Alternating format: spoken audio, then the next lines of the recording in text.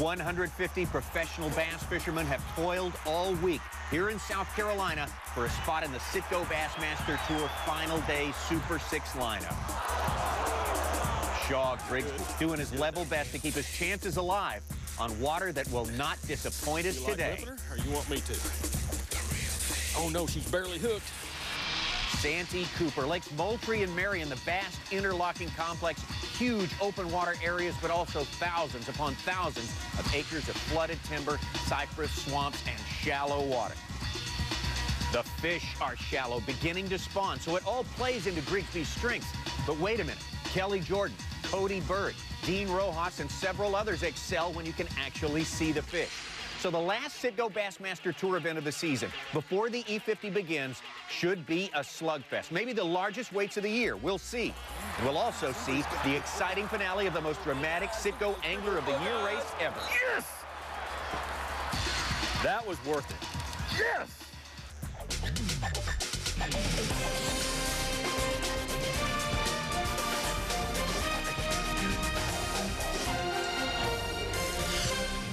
The Citgo Bassmaster Tournament Trail is presented by Bush.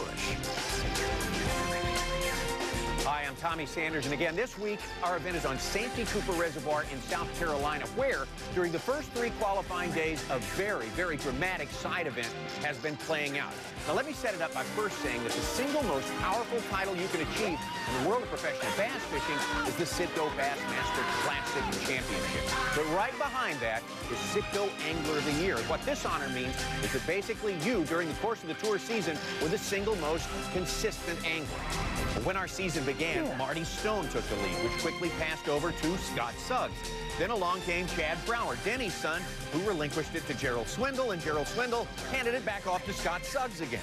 Now, this event here on Santee Cooper ends the regular tour season, and on day 1, Suggs stumbled, opening the door once again for Gerald Swindle.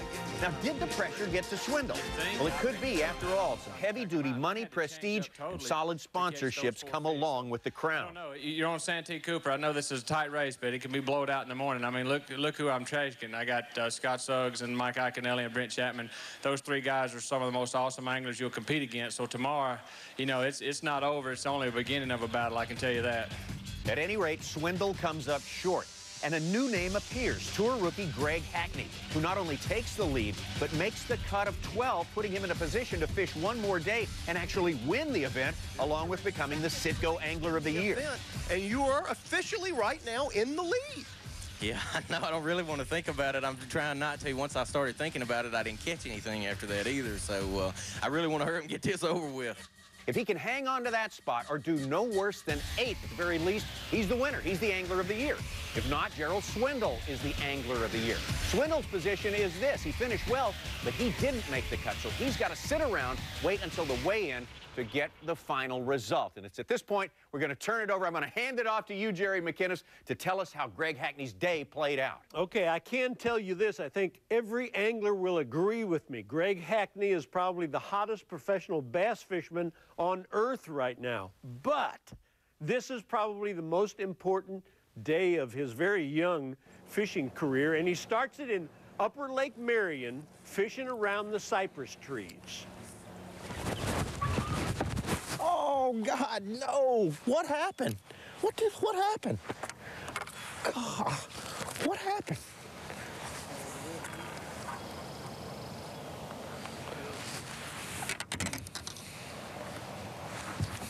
Now, we're going to find out that that line didn't break on that last fish. The knot didn't come loose. The eye on the hook had a gap in it that allowed the line to slip through it. And boy, that's a killer. Thank you, baby. That other one had it swallowed, too. That line come through the guide. I mean, through that eye on that hook. It didn't break. No, I got a 60-pound test. I ain't worried about it breaking. That's the reason I couldn't figure out what happened.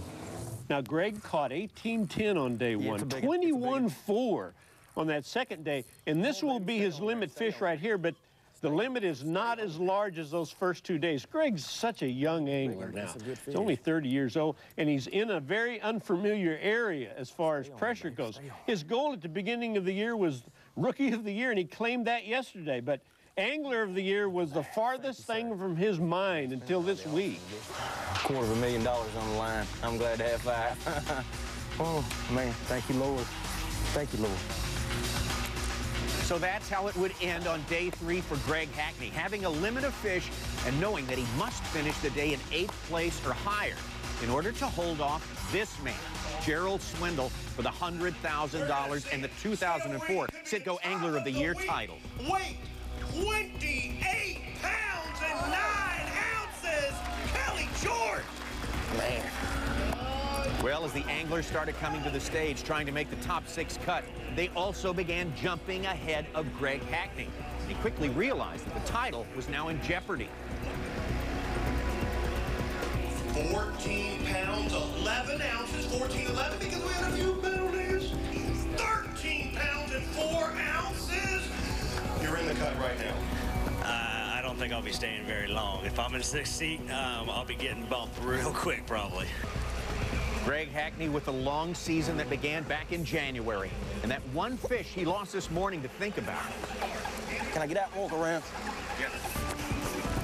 22 pounds and 4 ounces. Keep breaking that 20-pound barrier. Show me a couple of them. Gosh. Kelly Jordan with the Pure Later Big Bass. Right now, 8 pounds, 13 ounces. There we go. To make the cut, you only need a handful of pounds. You got them. We will put you on the stool with 22 pounds and 1 ounce. We continue to break the 20-pound barrier. And you had a penalty today. Yeah, you know, Gerald Swindle, his hands tied, looking on with his fiancée, his mother and father standing by, all in agony. Look at this. Good gosh. I'm not a rookie anymore. No, you're not. You're on top of the world here watching. Kelly Jordan at 28 pounds and 9 ounces. Will we see him move? 32 pounds and 3 ounces. Oh, my.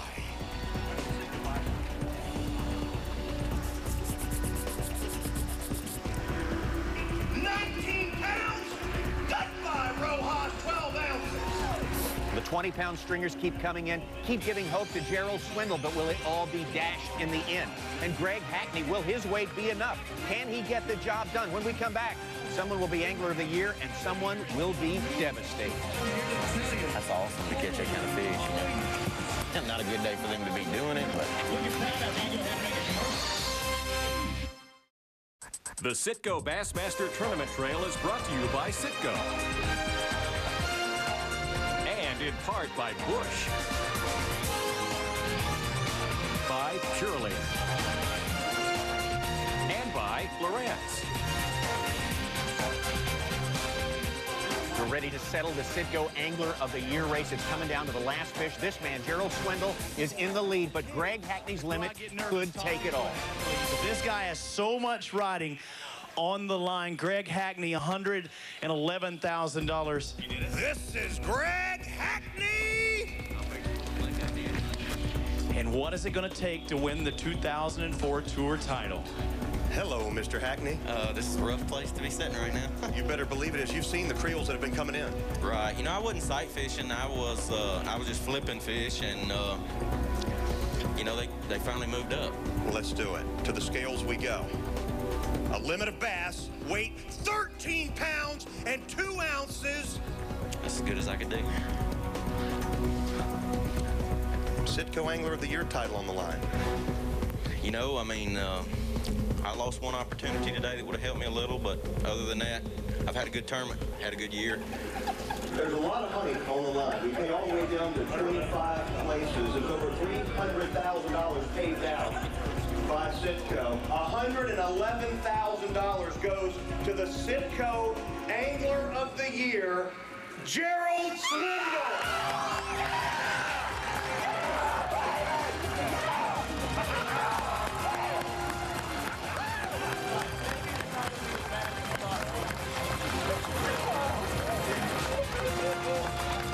Come on, give it up for this guy right here, your Citgo Angler of the Year, Gerald Swindle! Oh, no. If anybody was nervous last night, Did you know it could happen? Did you have it figured out? We looked at the sheet. We knew where we had to finish. When they say Greg Hackney's the best fisherman in the country, he is. And he don't stumble much. So reality in my mind, and I knew this area he was fishing, and I knew I had some giant bites up there in practice. And I just never dreamed it could happen. I mean, you put him around that many 8-pounders, he's like an old beaver on a cypress tree. He'll keep chewing. He chews it slam down and catch everything in there. And I know him, and I never dreamed it, dude. It's the most unbelievable feeling in the world to dream about it and come get it. You couldn't compete today. You had to sit on the sidelines and watch. That's got to just make you, that's got to push you over the top. What do you think? How, you ever seen me like this before? Hey, my hat's off to every one of you guys standing there. I love y'all like no tomorrow, man. Y'all some fish catching machines. Matt Reed, Big Show Scroggins, Kelly Jordan, you talk a lot, but you catch them. Cody Bird, you ride them bulls, you catch them bass. Mike McClellan, love you like a brother. Thanks a lot, Mark Kyle, for the great sack. Let's bring somebody in here. I know you know this guy from Team Sitco. Lance Peck, if you would. Ladies and gentlemen, the awards presentation. What do you have, Lance? I've been waiting all week to give some money away to a unbelievable year for Gerald, unbelievable representative for this sport. $100,000 from Team Sitco and a trophy for the Sitco Bassmaster Angler of the Year. Congratulations. There you go. Hold that up. Gerald Swindle, 2004 Sitco Bassmaster Angler of the Year. Wow, it really did come down to the last fish. How about that stuff, huh? Well, you know, Tommy, the first thing that comes to my mind is that Swindle and Hackney competed all year long. We watched them. It was so wonderful. And I think at this point that Gerald will make a tremendous representative for our sport. But Greg Hackney broke my heart. Tell you what, it sounds so lame when someone says, oh, I hate it for either one of those guys to lose, but it really is true. They're both really exciting fishermen. Of course, Gerald gets a big payday, but so does Greg Hackney, and so do a lot of other fishermen down the line, thanks to the fact that Sitco has stepped up, increased the prize purse to $300,000 total for Angler of the Year, so hats off to them as well. We've taken care of that business. An important business it was as well, but now the important business of the day comes to hand as we are ready to go with the final day, the championship day. And we're down to our Super 6, and hey, that leaves 6 guys out that fished really hard on day 3. Well, you're right. We cut from 12 to 6 today, and Grigsby and Rojas came on really strong, but they were too late. And Skeet Reese, who kind of feels like a regular here on Super 6 days, fell out as well. Well, let's take a look at him. Our Super 6 for today, Terry Scroggins. He's won twice on the tour in the last 3 years. A Texan who would love to win for the first time out here. Catches those big fish in small waters on Rayburn. That's Matt Reed. Same story for this man right here, the other Texan in the field, Cody Bird. Mike McClellan, the young man from Bella Vista, Arkansas, on the comeback trail this week. And how about this guy, Kelly Jordan? Some say he may be the best sight fisherman in the business going today. And Mark Kyle, he almost won that big event on the tour last year out in Clear Lake in California, our Super 6. Now, winning weights last year were just under 100 pounds, and that didn't happen this year, except yesterday something happened. Waves of big fish started moving shallow. Well, as we take a look at the scoreboard now, we see Mark Kyle with the huge 7-pound lead over Kelly Jordan. May not be so huge when you consider that those big fish are moving up. And everyone starts at Tawkaw Creek in Lake Marion. Cody Bird is close to home in Potato Creek. Matt Reed near Black's Camp. McClellan also through the canal, north end of Moultrie. Terry Scroggins, a little small pocket off the main lake in Moultrie. Mark Kyle, our leader, stops just on the other side of the canal in Marion. And Kelly Jordan stops in Marion, close to the mouth of the canal, and that's where we're going to pick it up today with Kelly Jordan, who's already spotted a fish. Just had the mail. Did you see that? Oh my gosh, here she goes. Now, folks, be line watchers today because these fish will move the lure as opposed to striking it.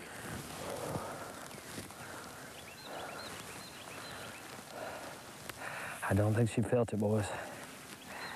Wow.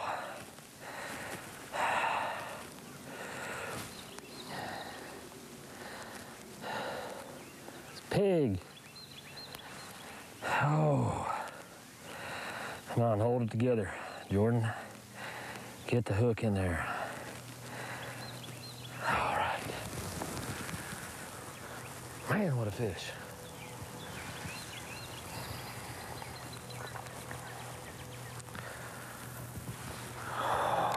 Man. Come on, do it again, honey. Oh, he didn't like that. Oh, here. Come on. Yeah, come on. There you're looking at.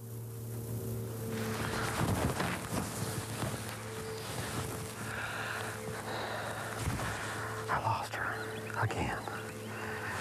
What's going on? What is going on? This is freaking me out. Come on, baby.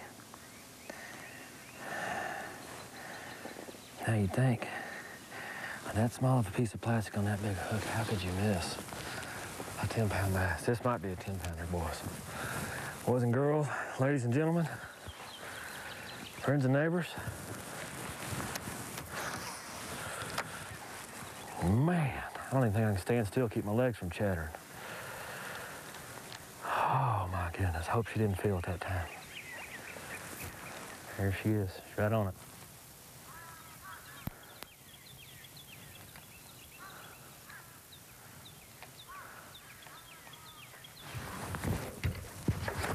Got her. Oh man.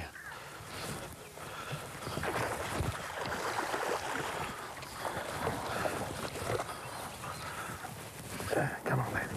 Come here, open the big old mouth. Uncle Ken. Yeah. Woo! How about that one? Oh, man. Look at that hook, got her behind the jaw. She wasn't going anywhere. I let her eat a little more that time. Well, what do we say about Mark Kyle's big 7-pound lead? One fish, Kelly Jordan takes over. That is a fine specimen of a bass right there. And we've moved over to Matt Reed now, Tommy. I think it's real interesting the different techniques these guys have for getting at these fish. Mark is actually using a pole and poling his boat around. Several of the guys are doing that.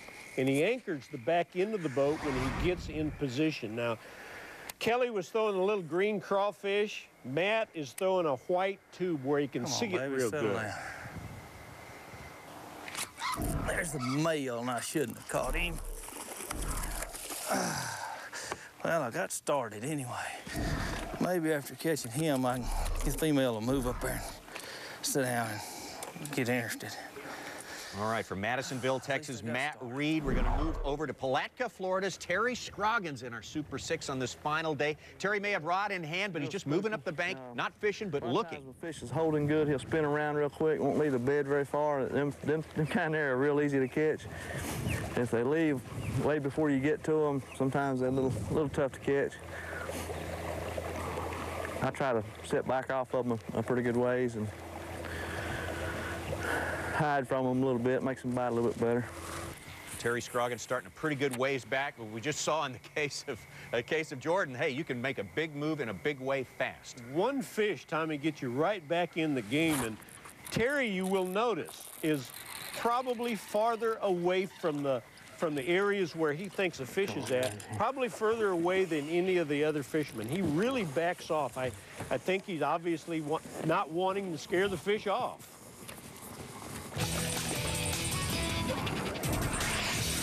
Well, now I'm only 6 pounds behind, I guess. See, it's hooked inside the mouth there. When you're sight fishing, you always have to demonstrate that you caught the fish in the mouth. If you catch them outside the mouth, they don't count. So Terry Scroggins helping us out there. Hey, Kelly Jordan, how about that big score? And he's only begun. When we come back, we're going underwater. We're going toe-to-toe, eye-to-eye with one of these big bruisers, the Santee Cooper bass. Don't go away.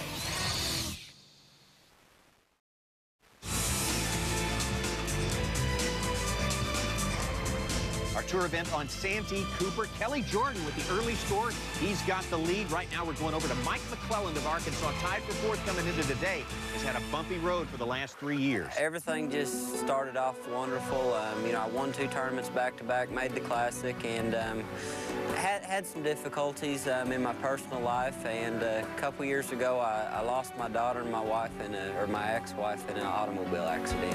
And it wrecked me mentally. You know, I thought I was all right as long as I stayed busy.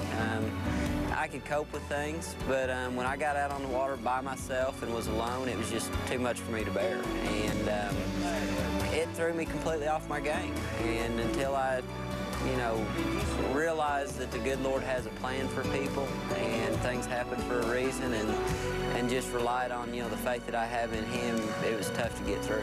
I was given the opportunity to go to work for a boat company the past 2 years, and that was the greatest thing that could have happened. It gave me an opportunity to do a job that kept me busy 24 hours a day, basically, and it gave me some time to heal. And now, being out of the fishing for 2 years, it makes the drive even stronger. I mean, I've got more drive this year than I've had since the first year I fished tournaments, and it's great to have that again. My wife now is the biggest supporter I've ever had. Eat it! Eat it! You're just wanting them to bite, you know? What you really want to do is so hard is not being, I can't see anything. But I know that fish is there because every time we drift up close, she's in there. And I think she'll bite, so you're just wondering what's happening. It's a lot better if you can see them because it's a lot easier to aggravate them. I can't see this one, so I'm just, I mean, it could swim off and I'd never know.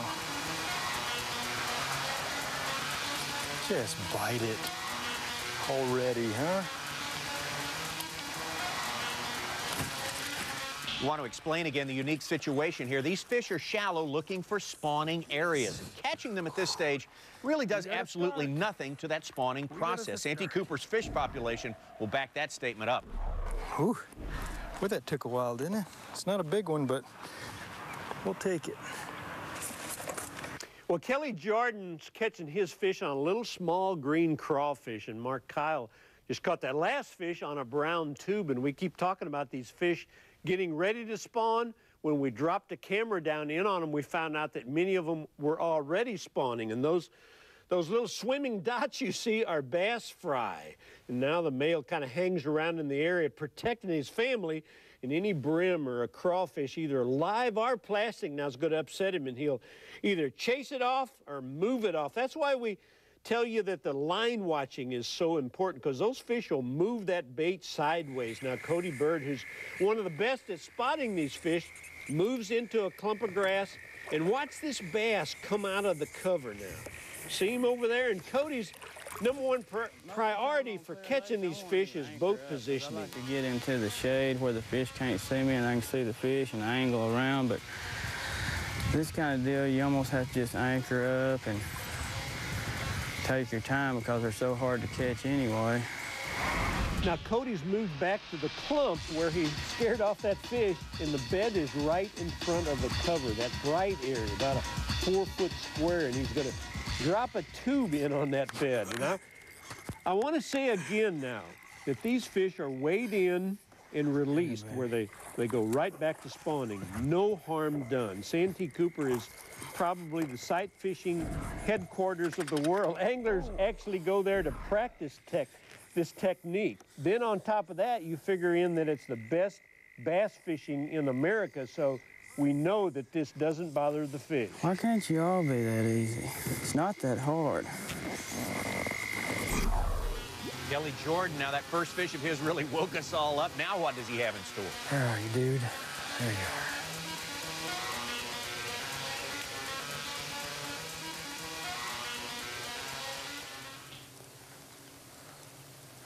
When I could see him a little while ago, I could move him every time. Man, he was getting mad making the donuts. And he bit it one time, I saw him. And then, since then, I haven't been able to even see the nest hardly. Got that time. Is it a coincidence we have 3 guys, half our field of the final Not 6 very big, but are from Texas, and it's a sight fishing tournament? You know it's not a coincidence. Those guys from Texas are really good at that. As a matter of fact, throw in Florida, too. Any angler out of Florida and Texas normally is a pretty good sight fisherman. I can remember, shoot, just a few years back, there weren't but maybe 6 or 8 anglers that did this anywhere. Now we've got 68 or 168 anglers that do it, and Texas and Florida are really where the best ones come from. It's not an easy thing to do now. They practice it in Rayburn and Okeechobee. They're very good at it. They use polarized sunglasses. It's all very important. Well, stay with us. When we come back, we're going to conduct a little test. We're going to see which of these baits is the most likely to convince a fish to pick it up and take it. And also, will Kelly Jordan catch another giant? I say the odds are pretty good. 7:53 a.m. It's not even 8 o'clock, and I got 8 and a 4.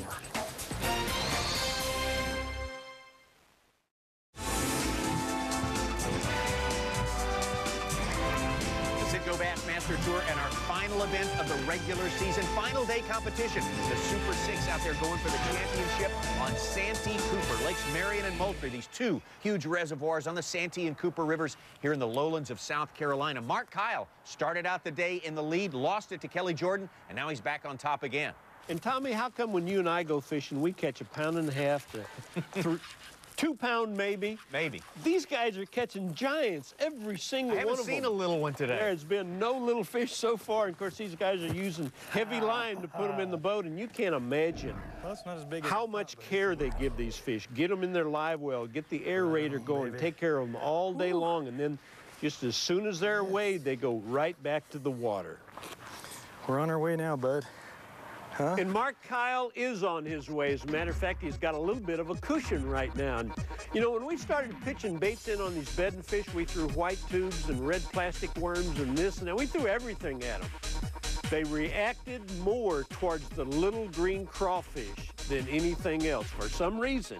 As a matter of fact, you can see right here the perfect example of how they engulf that bait, suck it all the way in, and spit it right back out in a hurry. So you better be on the ball when you get a strike. And Tommy, I know that Mark Kyle is also throwing a tiki stick, so he better get his take on the right bait. Yeah, well, how about we ask you, Mark Kyle, just first out of the box here, what is it? Is it the bait or the presentation that seals the deal?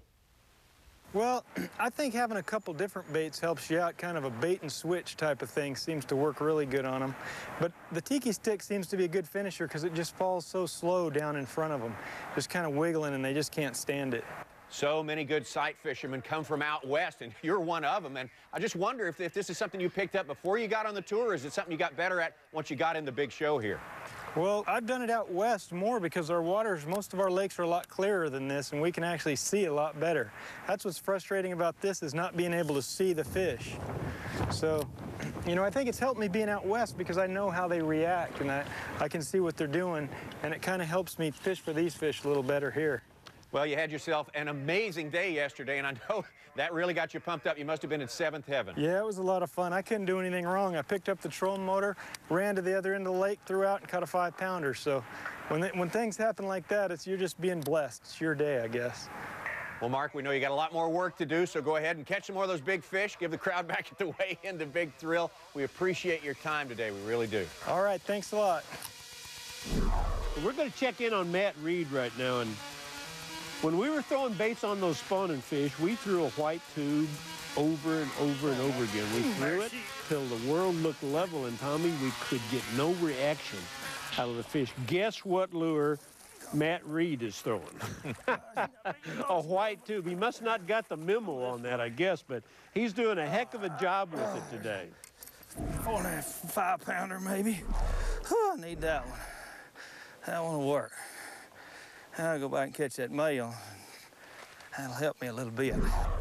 Back over to Kelly Jordan. And Kelly Jordan, I would say today, Jerry, has been female heavy. I don't think he's gotten any little males at all today. They've all been the big ones. And the guys talk about catching the males or catching the females. And you need to know that the females are normally twice the size of the males. So the guys do want to catch the female, but they're very careful about not snatching the male because normally the female will then run off. And I believe Kelly zeroed in on a female again. Come here, baby.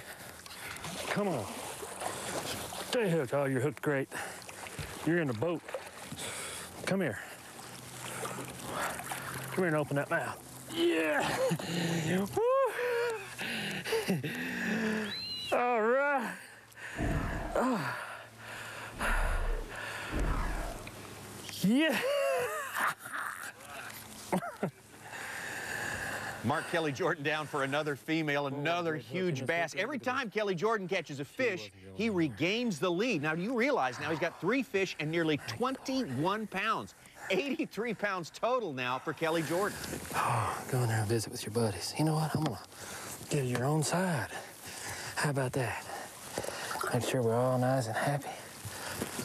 What a toad.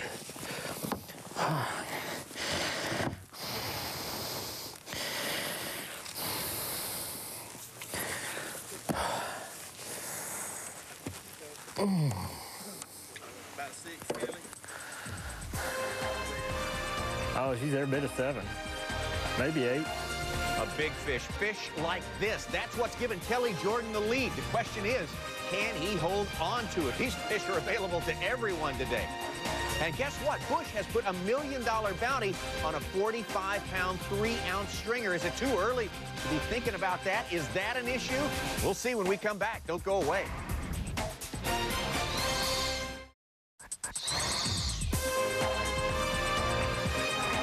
Citgo Bassmaster Tour, our final event of the regular season here at Santee Cooper in South Carolina. Kelly Jordan on this final day, 3 pounds ahead of Mark Kyle. Kelly Jordan, only 3 fish in the boat and 21 pounds. There it is, the heaviest single-day catch. Dean Rojas, 45 pounds and 2 ounces. Is it too early to think of what Kelly Jordan might be able to do today? We head out to the lake and pick up Cody Bird. Well, Cody Bird gets for us to reveal this, Tommy, but he's badgering bass right now. He used to badger bull. That's he right. was a rodeo man. A rodeo cowboy. Come on. And he's been in Potato Creek all week long. I know because the road goes right by Potato Creek, and I would see him out there fishing every day when I went to the weigh-in. So Cody Bird, with that one good fish, makes a good move up the leaderboard. And here's something that we haven't talked much about. The good spawning areas are areas with hard bottom and lots of exposure to the sun, protected from the wind, and clear, clean water, if possible. And guess what, Tommy? Kelly Jordan has hooked another big bass.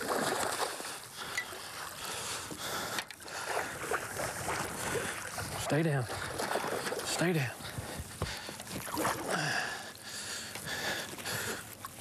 Yeah.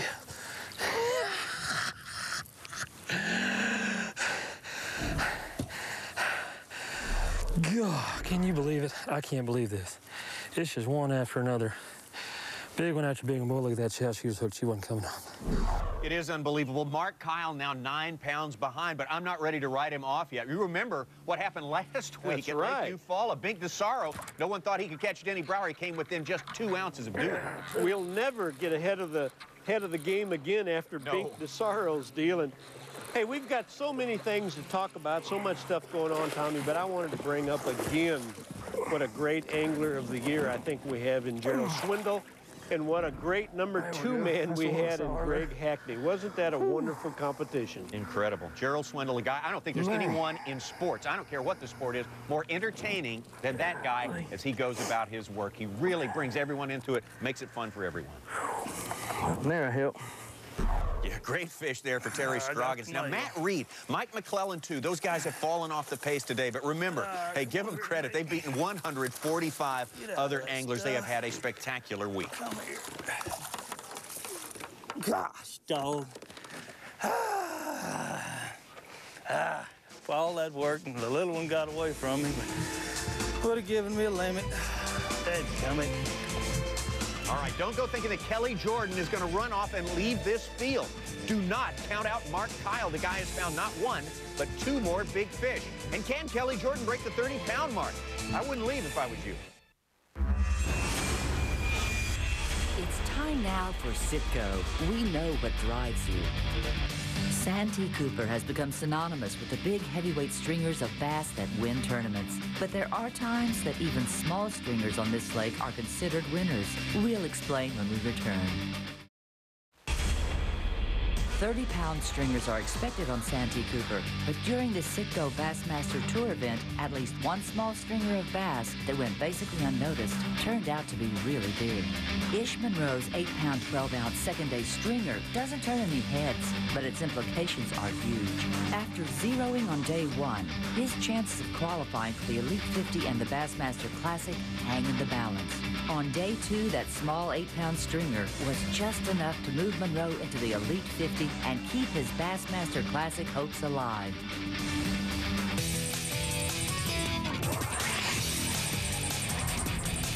The Citgo Bassmaster Tour final day competition, final hours of competition on our final event of the regular season. Kelly Jordan in the lead, the 9-pound lead over Mark Kyle. But hey, this has been a big fish tournament. Kelly Jordan, in fact, has the marks to prove it. I don't like that little guy. Yeah, that's battle scar. We'd love to have that in tournaments. That's from when they get you over here in the meat of the palm. That's usually 8 pluses. 10 pounders will get you right in this crease right here. You see, I haven't caught a 10 pounder yet. I hope to remedy that situation. Well, Kelly's in a good mood, isn't he?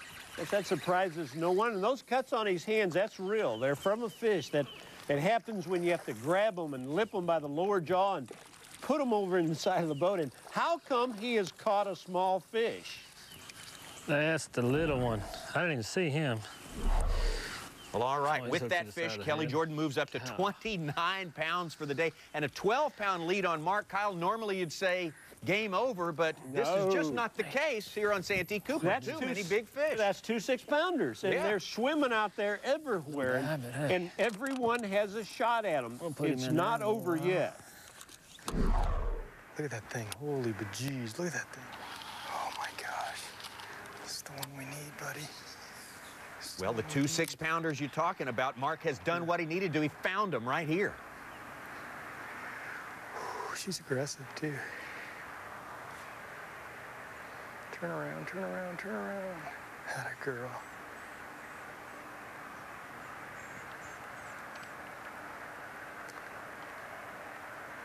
She's looking at it. Look at her. Eat it. Eat it. Oh, she almost ate it. Oh, my gosh.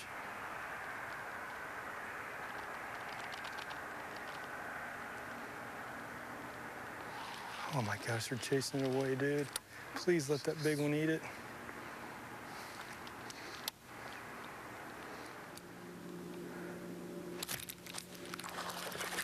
Here we go. Mark just may tighten things up right here. However, doggone, that looks like the smaller of the two. That's the male, and it's probably not going to weigh 6 pounds. However, the female may be bigger than 6 pounds. Now let's catch a big one. What do you say? I'm gonna hurry up and get back and try to get that big one.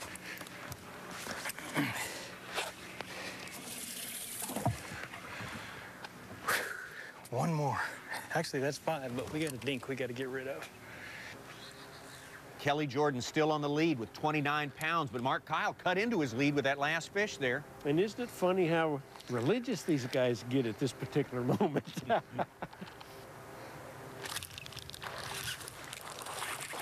Please, Lord, stay on.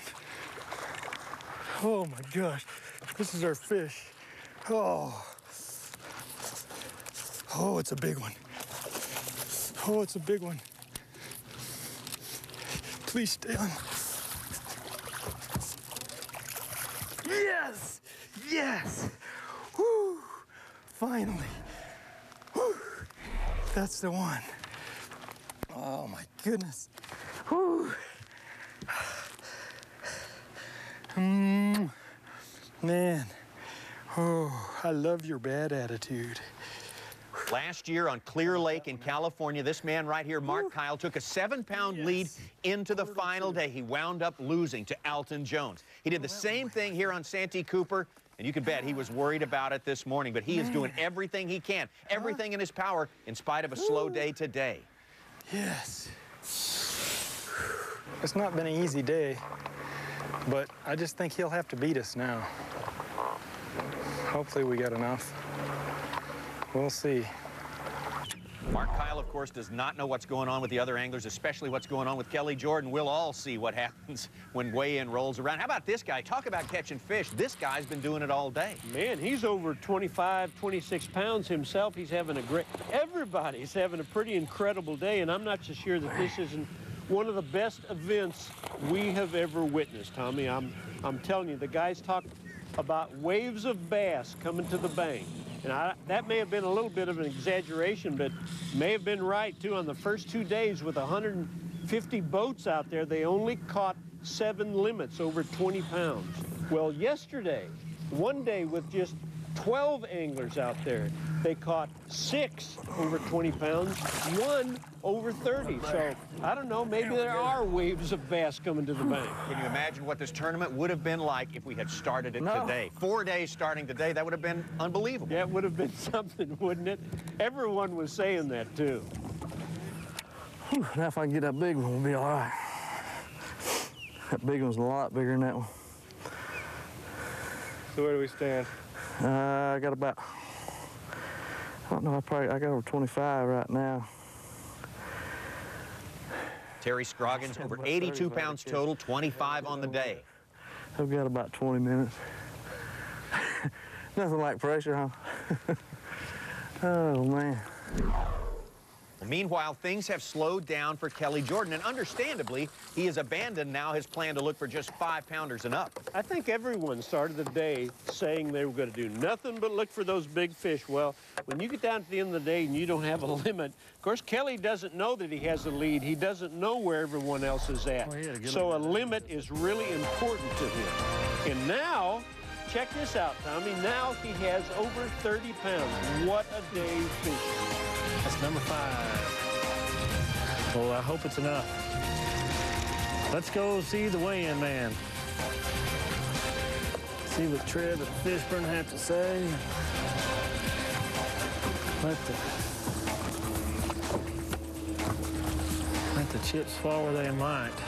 Welcome to the Bass. The chips are going to fall on mighty fine lake, and that's one thing that we are assured of. The crowd is ready for it. We're ready for it. We'll have it for you when we come back. Hey, when the weigh-in is done, we've set the field for the Elite 50, so stick around.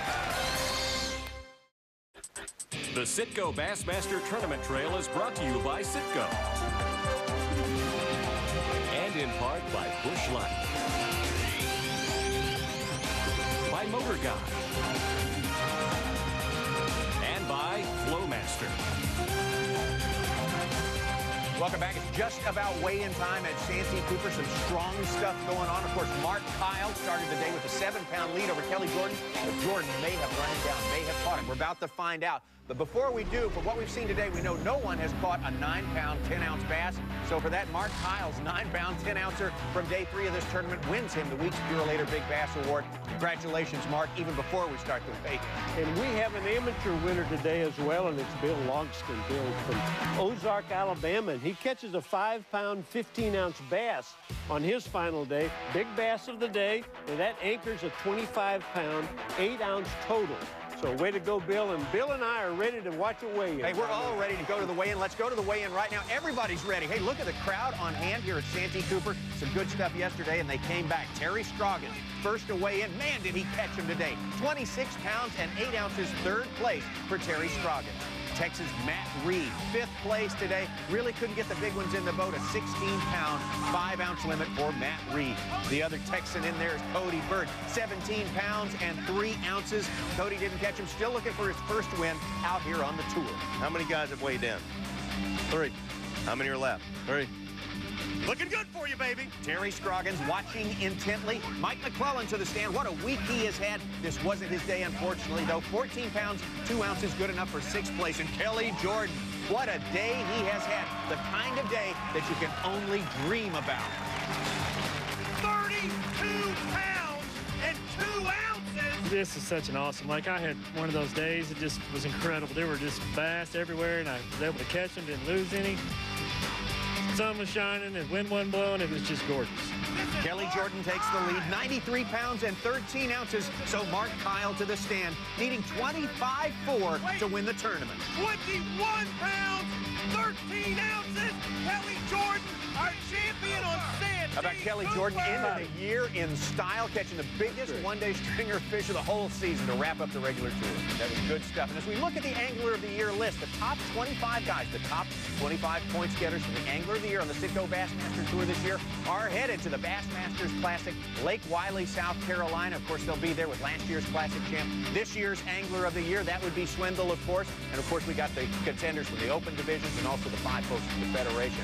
So the field pretty much set there, except for a bunch of big-name guys. Guys like Rick Clunn, Roland Martin, George Cochran, Shaw Grigsby. They haven't made the Classic yet, but these are the guys who are getting lined up for the E50. Yeah, there's going to be 10 anglers off the E50 that qualify for the Classic, and we have finally got the E50 ready to go, man. The next time we see these guys, we will be in E50 competition right here. And let's talk about, once again, how they made the E50. Yeah, hallelujah. The field is set now. Of course, we're taking the top 20 money winners of all time. That list, of course, headed by Denny Brower. The cutoff guy is Randy Blockett in the 20th position. And we're taking the top points getters from the last 3 seasons of competition out on the tour. And the list looks pretty salty. I think everybody will agree. You know, I look Tommy at the very bottom, and Takahiro Omori was the first man out.